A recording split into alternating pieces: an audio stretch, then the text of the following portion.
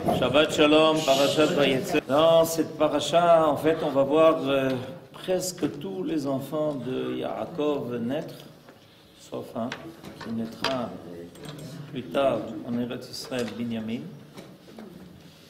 et qui ne se prosternera pas devant Esav, pour nous apprendre que finalement, c'est entre les mains de Binyamin que tombera Esav. Esav, c'est-à-dire le descendant de Esav, Amalek. C'est pour ça que Binyamin a été sauvegardé au moment où Yaakov va, dans la paracha prochaine, rencontrer Esav. Tout le monde se prosterne devant lui, sauf un. Le seul qui ne s'est pas prosterné, c'est Binyamin. Parce qu'il n'est pas né. Donc il ne s'est pas prosterné. C'est-à-dire qu'il y a quelque chose de profond en Binyamin qui ne supporte pas de se prosterner devant Esav. C'est ce qui est arrivé avec le descendant de Binyamin, qui s'appelle Mordechai, qui ne supportait pas de se prosterner devant Haman. Il ne pouvait pas. Ça ne faisait pas partie de ses gènes. Et donc, nos sages nous disent que Akadosh Baruch Hu donc a gardé dans la famille de Yaakov quelque chose de particulier qui reste insoumisable. Parce que quand Yaakov va rencontrer ça dans la prochaine paracha, en fait, Binyamin est au secret. On le tient au secret. Donc l'histoire de Binyamin, c'est quelque chose de secret. On ne va pas maintenant vous en parler, parce que c'est secret d'abord. Et puis, on va attendre la suite des événements. Mais on va parler aujourd'hui de cette histoire particulière où on voit que Léa, qui a priori n'était pas destinée à Yaakov, c'est elle qui va avoir le plus d'enfants, alors que Rachel, avec qui Yaakov voulait se marier, va rester sans enfants. Alors il y a quelque chose ici de très paradoxal qui se passe. La femme avec laquelle Yaakov veut le plus se marier n'a pas d'enfant. La femme avec laquelle Yaakov n'a pas pensé se marier, c'est elle qui finalement va donner la moitié de toutes les tribus à Yaakov. 6 sur 12. Donc il y a quelque chose qu'il faut comprendre ici. Et on nous raconte ça dans les versets que vous avez sous les yeux. ותהר עוד לאה ותלת בן שישי ליעקב ותאמר לאה זבדני אלוהים אותי זבד טוב הפעם יזבלני אישי כי ילדתי לו 6 בנים ותקרא את שמו זבולון ואחר ילדה בת ותקרא את שמה דינה ויזכור אלוהים את רחל, וישמע אליה אלוהים ויפטר את רחמה. ותער ותלד בן ותאמר אסף אלוהים את חרפתי, ותקרא את שמו יוסף לאמור, יוסף אדוני לי בן אחר. Alors il y a toute une histoire là qui nous est racontée qui paraît un simple récit de Léa a eu 6 enfants, au bout de 6 garçons, ça s'arrête, elle finit par avoir une fille, Mazal Tov, et puis voilà que tout d'un coup, il est marqué que Dieu se souvient de Rachel. Mais quand est-ce qu'il s'est souvenu de Rachel? Il aurait pu a priori se souvenir de Rachel avant. Parce que chez Akadosh Baruch Hu, il n'y a pas de problème de mémoire. Or, qu'est-ce qui nous est dit ici? Et puis voilà que, verset 22, le Seigneur, Akadosh Baruch Hu, se souvint de Rachel. Mais c'est arrivé à un moment précis, ça. À quel moment Akadosh Baruch Hu se souvient de Rachel? À un moment précis. C'est pour ça que la Torah lit bien les différentes étapes, les différentes phases de l'histoire de Yaakov. D'abord, Léa a 6 garçons. Au bout de 6 garçons, boum, une fille. Et voilà que quand la fille de Léa naît, qui s'appelle Dina, Tout d'un coup, Akadosh Baruch Hu dit, ben voilà, oui, à propos Rachel. Et qu'est-ce qu'on en fait de Rachel? C'est quand même intéressant, d'accord? Il a fait. Alors tout tient dans le nom de Dina. Parce que le mot de Dina, c'est un mot qui n'est pas facile. Il vient du mot Din. Dina, c'est Din Hashem. Les lettres de Dina, c'est Din Hashem. C'est-à-dire qu'il y a eu un Din. Et comment se fait-il qu'il y a eu un Din? Quel a été le Din? Alors, regardez dans le verset 21, le commentaire du Rav Munk, les 3 dernières lignes, donc le premier paragraphe, 3 dernières lignes. Le nom Dina est dérivé de Din, jugement, selon Rabbi Yoshua. Mais Rabbi Hanina explique, Léa et les 2 servantes se réunirent et s'exclamèrent, Dayenu Zecharim. Nous avons assez de garçons. De là le nom de Dina. Que Rachel soit aussi exaucée. Donc d'après le Midrash, ici il y a un grand chidouche. En fait, a priori, d'accord, Léa aurait continué à avoir des garçons. Il est fort même possible que finalement, ce soit elle qui donne à Yaakov toutes les tribus. Et Rachel aurait été la femme préférée de Yaakov, sans enfants. Et Léa aurait été la femme moins préférée de Yaakov, avec tous les enfants. Zéou.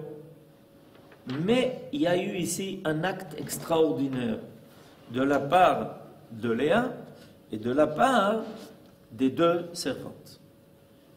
Alors, l'acte extraordinaire, cet acte-là, c'est en fait de la part de Léa un acte de reconnaissance vis-à-vis de Rachel.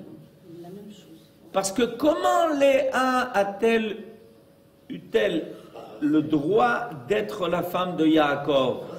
Mais grâce à Rachel. C'est Rachel que Léa est devenue la femme de Yaakov.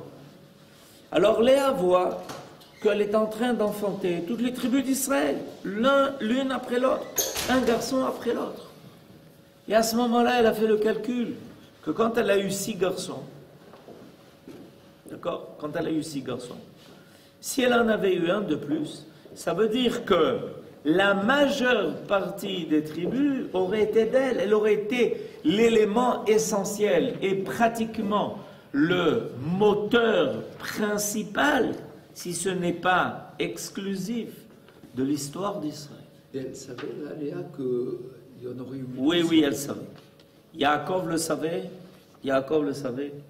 et il savait. Il savait qu'il y avait 12 tribus à mettre en place. Il y a des raisons très, très profondes à cela, qu'on savait que pour que le peuple d'Israël soit complet et entier et total, il fallait 12 tribus. 12 tribus, c'est toutes les, comment dire en français, les combinations, non, des noms des 4 lettres du nom de Dieu.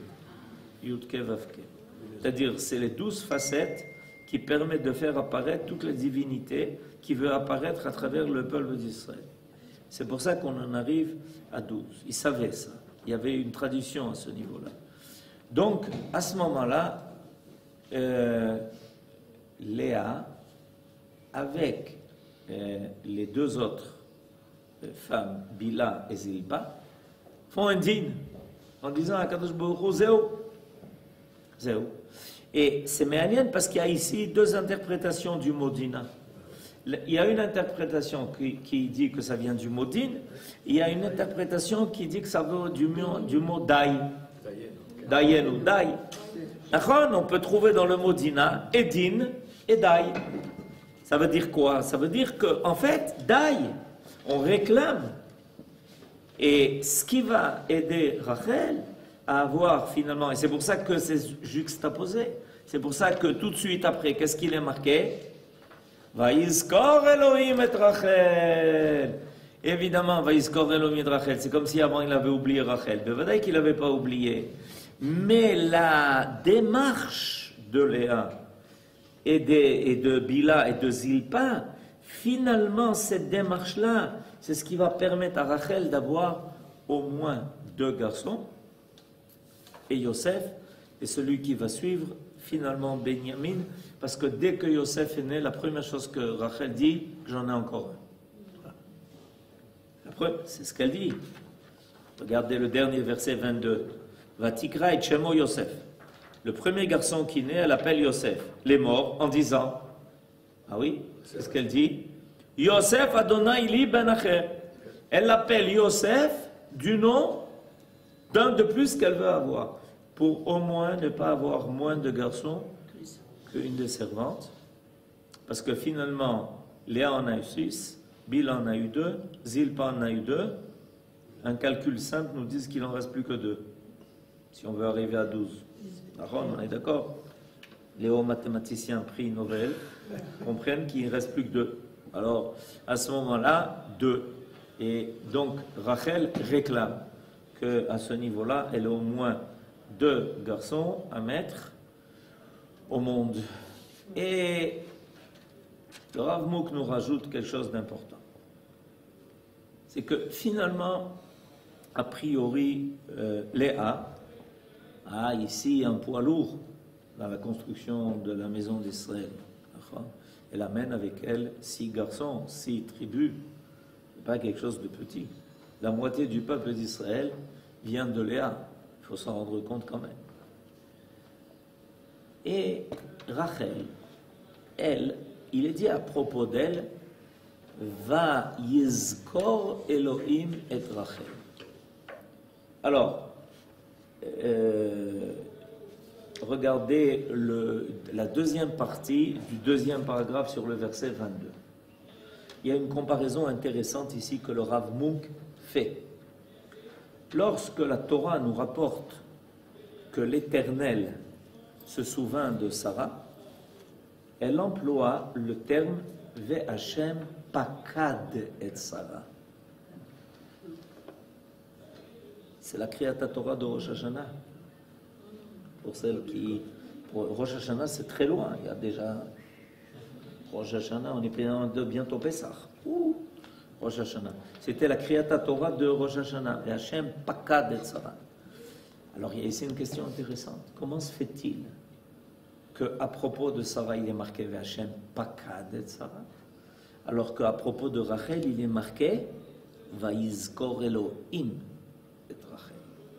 Il y a ici 2 dimensions qui sont différentes à propos d'une femme, dans les 2 cas, qui est stérile, et Sarah et Rachel, et voilà que le terme employé par la Torah n'est pas le même.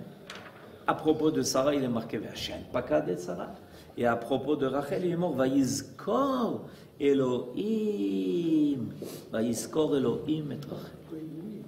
Alors il continue. Alors qu'ici, la Torah se sert du verbe zachar, zachar. Le mot zachar, nachon, le mot zachar veut dire en hébreu 2 choses. Il veut dire le souvenir, se souvenir, et il veut dire le masculin. Alors à propos de Rachel, voilà ce qui est marqué. Zachar. Pour Sarah, en effet, le souvenir de son désir maternel et de ses prières précéda la visite de Akadosh Baruch Hu, comme il en résulte du verset « Pour mon alliance, je la confirmerai avec Yitzhak, que Sarah t'enfantera à pareille époque l'année prochaine. » Mais pour Rachel, rien ne précéda. C'est-à-dire qu'on voit que la Torah, tout d'un coup, comme ça, à bout portant, nous dit, voilà, Léa a 1 fils, 2 fils, 3 fils, 4 fils, 5 fils, 6 fils. Elle dit, oh, ça suffit. Bon, Dina. Et tout d'un coup, boum, Vayizkor, Elohim et Rachel. Alors que Sarah avait déjà été annoncé à Abraham qu'il aurait un fils de Sarah. Il a même annoncé à l'avance qu'elle aurait été son nom. D'accord ? Il y a ici quelque chose, une démarche qui est tout à fait différente dans les 2 cas. Mais pour Rachel, rien ne précéda. Et l'intervention divine fut plus immédiate. Et en fait, quelque chose de plus miraculeux. Parce que déjà, on se prépare. On se prépare à la naissance de Yitzhak, de Sarah. On a été averti. On a été prévenu. Akadosh Baruch Hu même annonçait déjà ça à l'avance à Abraham. Et on voit tout d'un coup que les anges arrivent et qui disent à Abraham, tu sais, l'année prochaine, à la même date, Sarah mettra au monde un fils et on sait déjà qu'il va s'appeler Yitzhak. Il y a tout un processus déjà. Alors que Rachel, on la trouve stérile, qui n'a pas d'enfant, qui se plaint, qui pleure, qui est triste de ne pas avoir d'enfant. Et on ne voit plus d'espoir, alors que tout d'un coup, alors qu'on est complètement désespéré, parce que tout est bloqué, boum, Vayiskor Elohim et Rachel. Il y a tout d'un coup une intervention divine qui n'était pas attendue. En outre, le terme pakad, qui a trait plus particulièrement à la conception, se rapporte au facteur féminin, tandis que le mot zachar rappelle le mot zachar, c'est-à-dire le côté masculin. Or, l'acte de souvenir dont traite notre verset fut à l'origine de Yosef. C'est-à-dire, maintenant, on commence à comprendre qu'il y a quelque chose de particulier qui se passe avec cette naissance non attendue de Yosef. Vayizkor Elohim et Rachel, à l'improviste, au niveau des hommes, pas au niveau de Dieu. Vayishma elea Elohim, Vayiftach et Rachma, Vatar vatelet ben. Et comment elle appelle Yosef? En disant, ah, Yosef, c'est un homme très particulier. C'est celui qui est capable d'entraîner quelqu'un après lui. C'est ce qu'on est en train de dire. Yosef naît, elle dit, ah, s'il est né, il va y avoir un autre fils. Tu sais, parce qu'une femme a un garçon, ça veut dire que celui qui va suivre va être un garçon. D'abord, qu'il y en ait un qui suive, et deuxièmement, qui dit que ça va être un garçon? Alors ça, c'est Zachar. Pourquoi? Or, l'acte de souvenir dont traite notre verset fut à l'origine de la naissance de Yosef, qui précisément est considéré comme représentant l'élément masculin de cette famille par rapport à ses frères. Il fut en effet l'élément actif, productif, qui féconda par ses actes l'histoire des enfants d'Israël. C'est-à-dire que Yosef devient, lui, maintenant, le moteur de l'histoire d'Israël. À partir de maintenant, comment l'histoire va se dérouler? Yosef est l'enfant bien-aimé de Jacob. Il lui fait une tunique qui le distingue de tous les autres frères. Il raconte sans arrêt des rêves qui finissent par se réaliser. Ses frères disent, mais qu'est-ce que c'est quoi ces rêves? Il dit, mais ces rêves, je vais vous le dire. C'est-à-dire que dans pas longtemps, c'est moi qui vais être le roi. Il le regarde en disant, de quoi tu parles? Si tu as l'intention de devenir roi sur nous, alors on va bien régler ton compte. D'accord? Tu as l'intention de devenir roi devant nous? Tu dis que tout le monde va se prosterner devant toi? Eh bien, on va voir ce qui se passe. Et qu'est-ce qu'on fait? On décide de le supprimer. Finalement, au dernier moment, on le jette dans un puits sympa, avec des serpents et des scorpions, et on retrouve Yosef, le roi de l'Égypte. Et les rêves se réalisent. Et c'est Yosef qui commence à tout mettre en place. Les frères sont obligés de venir rencontrer Yosef. Yosef décide de tout. C'est lui qui fait venir son père en Égypte. Et à partir de là, toute l'histoire... Alors, mais c'est quoi cette histoire-là? Mais au départ, on pensait que l'histoire d'Israël, le moteur, c'était Léa, avec 6 garçons. Et si elle n'avait pas demandé d'arrêter, elle aurait eu tous les enfants d'Israël. Et Rachel, elle est ignorée. On l'oublie. On l'oublie tellement qu'il faut dire qu'à un moment donné, Hakadosh Baruch Hu s'est souvenu d'elle. Zéou. Quoi, Zéou? Ben, on est en train de comprendre l'histoire d'Israël. L'histoire d'Israël, c'est une histoire très particulière, où il y a des choses qui se passent, et on est sûr que l'on comprend, alors que rapidement, on finit par comprendre qu'on ne comprend rien. Et à un moment donné, alors que plus personne ne s'attend à quoi que ce soit, boum, il y a quelqu'un qui, on pensait, avait disparu. Il a même été, en fait, on a même fait Kaddish, on a amené une tunique pleine de sang à son père. Il a disparu pendant des années dans les oubliettes de l'histoire qui, à cette époque, s'appelle l'Égypte. Et on dit à Yaakov, tu sais, Od Yosef Chai. Comment Od Yosef Chai? Oui, et tout se fait par sa bouche. Alpiv Yishak Kol Davar. C'est-à-dire que dans l'histoire d'Israël, il y a toujours un Yosef qui va toujours préparer une surprise à laquelle on ne s'attend pas et qui va débloquer tout ce qui semblait complètement bloqué. Et ce Yosef, il est tellement fort qu'il arrive même à dire à sa mère, « Maman, t'inquiète pas, mais je suis très inquiet de ce qui se passe avec Esav. Ne t'inquiète pas, parce que après moi viendra le dernier fils d'Israël qui s'appelle Binyamin et devant lequel c'est Esav qui va se prosterner et pas lui qui va se prosterner devant Esav. Est-ce que tu peux me dire comment ça va se passer? Non, parce qu'il y a un secret. Et ce secret, ça s'appelle Vayizkor Elohim et Rachel. Et c'est intéressant, parce que finalement, quand on réfléchit à la façon dont les choses vont se passer, tout est paradoxal dans cette histoire. Alors, finalement, donc, il y a ce côté secret-là qui fait que Rachel était comme si elle était oubliée, parce qu'il fallait qu'il y ait quelque chose qui reste secret. Dans l'histoire d'Israël, il y a toujours quelque chose qui reste secret et sur lesquels les hommes n'ont pas d'emprise. Si les hommes pouvaient tout comprendre et tout décider et tout faire et tout penser et tout réfléchir et tout agir, on ne s'en sortirait pas. On ne s'en sortirait pas.